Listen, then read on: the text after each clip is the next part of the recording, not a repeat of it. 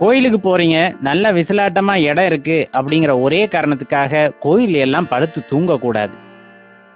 கோயில் செவுத்துல எழுதுறதோ அல்லது கிறுக்கிறதோ இருக்கிறதுலயே பெரிய பாவமா கருதப்படுது. தலையில துணி, தொப்பி இதெல்லாம் அணிஞ்சுக்கிட்டு கோயிலுக்கு முதல்ல போகவே கூடாது.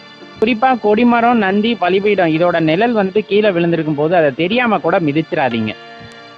மூலவர்கிட்டயோ அல்லது எந்த உபதெய்வங்கள் கிட்டயோ விளக்கு எரியல அப்படின்னா அங்க போய் சாமி கும்பிடவே கூடாது. கோயில்கள்ல மூர்த்திகளுக்கு அபிஷேகம் நடந்துகிட்டு இருக்கு அப்படிங்கும் போது நம்ம கோயிலை போய் சுத்தி வரக்கூடாது. குளிக்காம இருந்தீங்கன்னா தயவு செஞ்சு கோயிலுக்கே போகக்கூடாது. கோயிலுக்குள்ள போறோம் அப்படின்னா அங்க இருக்க நந்தியவோ அல்லது மற்ற மூர்த்திகளையோ போய் தொடக்கூடாது. அவர் காதுல போய் ஏதாச்சும் பேசுறேன் அப்படின்ற பேர்ல நந்தி ஒரு காதை அடைச்சிக்கிட்டு இன்னொரு காதுல பேசுறது எல்லாமே மூடத்தனம் அப்படின்னு தான் சொல்லப்படுது.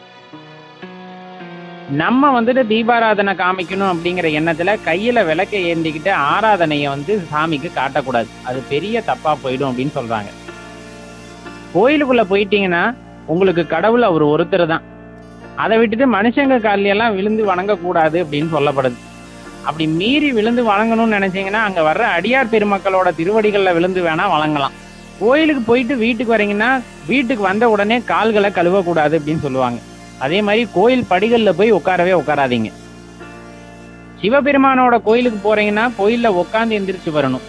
ஒரு மலர் மாலை வாங்கி சாமிக்கு கொடுக்குறீங்கன்னா அது நல்ல வாசனை மிகுந்ததா தான் இருக்கணும். வாசனை இல்லாத மலர்களை தயவு செஞ்சு சாமிகளுக்கு வாங்கி தராதீங்க. மண் விளக்கு போய் ஏத்துறீங்க அப்படின்னா அது ஏத்துறதுக்கு முன்னாடி நல்லா கழுவிட்டு சுத்தம் செஞ்சதுக்கு அப்புறம் தான் மண் விளக்கு ஏத்தவே செய்யணும். கிரகணத்தப்ப போய் சாமி கும்பிட்றது அப்படிங்கிறது ரொம்பவே தப்பான விஷயம். கோயிலுக்கு போயிட்டு வெளியே வந்ததுமே தர்மம் செய்யக்கூடாது. அதுக்கு போறதுக்கு முன்னாடியே செஞ்சுட்டு போயிடுங்க. புண்ணிய தீர்த்தங்கள்ல போய் குளிக்கிறீங்க அப்படின்னா போனதுமே அந்த தெப்ப குளத்துலயோ அல்லது அந்த தீர்த்தத்திலயோ காலை வச்சிடாதீங்க. முதல்ல அந்த தண்ணி எடுத்து தலையில தெளிச்சுக்குங்க. அதுக்கப்புறம் குளத்துல போயிட்டு குளிக்கிறதுக்கு வாய்ப்பு இருந்தா குளிக்கலாம் அல்லது கால் அலம்பலாம். கோயிலுக்கு போனீங்கன்னா நிதானமா கோயிலை சுத்துங்க. அதை விட்டுட்டு வேக வேகமா நடந்து வரணும் அப்படின்ட்டு எல்லாம் கோயிலை சுத்தாதீங்க. அதுக்கு நம்ம கோயிலை சுத்தாமே இருக்கலாம். வேதனம் செஞ்சுக்கிட்டு இருக்காங்க அப்படிங்கும் போது அப்ப அதை பார்க்கவே கூடாது அப்படின்னு சொல்லப்படுது. கோயில்ல இருக்க தேவதைகளுக்கும் பலிபீடத்துக்கும் இடையிலும் சரி, லிங்கத்திற்கும் நந்திக்கும் இடையிலும் சரி போகவே கூடாதுன்னு சொல்றாங்க. சண்டிகேஸ்வரர் பெருமான் முன்னாடி போய் நின்றுட்டு கையை தயவு செஞ்சு தட்டாதீங்க. இது யாரோ தப்பா சொல்லி கொடுத்துட்டாங்க போல. யாரு போனாலும் கையை தட்டி தட்டி சாமியை கூப்பிடுறது இது இருக்கிறதுலயே பெரிய சிவ குற்றம் அப்படின்னு சொல்லப்படுது. அப்படி சிவநிந்தனை செஞ்சுட்டீங்கன்னா அந்த பாவத்தை போக்கிக்கிறதுக்கு எந்த வழியுமே இல்லைன்னு சொல்லப்படுது. அதனால சண்டிகேஸ்வரர் முன்னாடி போய் அமைதியா நின்று சாமியை கும்பிட்டுட்டு வாங்க. சிவாலயத்துக்கு வந்துட்டீங்கன்னா எல்லா தெய்வங்களை வழிபட்டாலும் வழிபட்டு முடிச்சதுக்கு அப்புறமா கடைசியா நீங்க சண்டிகேஸ்வரரை வழிபட்டா மட்டும்தான் சிவாலய வழிபாடு அப்படிங்கிறதே முழுமை பெறுது. கோயிலுக்கு போறீங்களா, மற்றவங்களோட தேவையில்லாத வார்த்தை பொருளெல்லாம் ஈடுபடாதீங்க. நம்ம உள்ள போறதே மன அமைதிக்காக. அங்க போயிட்டு மற்றவங்களோட தர்க்கம் செஞ்சுக்கிட்டுலாம் இருக்கக்கூடாது. கோயிலுக்குள்ள போற ஆண்கள் பேண்ட்டு, சட்டை, ஜீன்ஸு இதெல்லாம் போட்டுக்கிட்டோ அல்லது பெண்கள் churidar, leggings, T-shirt, nightie, jeans இதெல்லாம் போட்டுக்கிட்டோ தயவு செஞ்சு போகாதீங்க.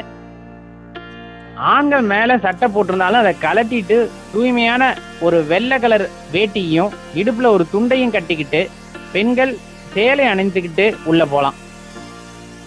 மிக முக்கியமா நெத்தியில திருநீர் பூசிக்கிட்டும் அல்லது திருமண் அணிஞ்சுக்கிட்டும் கோயிலுக்கு போலாம். மனசுல வேற எந்த தேவையில்லாத எண்ணங்களுக்கும் இடம் கொடுக்காதீங்க. அப்படி இருந்தா உள்ள போயும் எந்த பயனும் இருக்கு. மிக முக்கியமா ஒண்ணு சொல்லணும்னா, உள்ளத்துல தூய்மை இல்லாம போலியா ஒரு பக்த வேடத்தை போட்டுக்கிட்டு ஆண்டவன் சன்னதியில ஒருத்தர் போய் நிக்கிறாருன்னா அவருக்கு சின்ன இடம் கூட கோயில்ல கடவுள் கொடுக்க மாட்டாரு அப்படிங்கறத உண்மை. அதனால முழு மனசோட, தெளிவான மனசோட, நல்ல சிந்தனையுள்ள மனசோட உள்ள போய் கடவுள் முன்னாடி நின்று எல்லாரும் நல்லா இருக்கணும்னு வேண்ட அந்த மனசு இருக்கும் போதுதான் நமக்கு எல்லா விதமான பலன்களும் கிடைக்கும் அப்படிங்கிறத ஞாபகத்துல வச்சுக்கோங்க.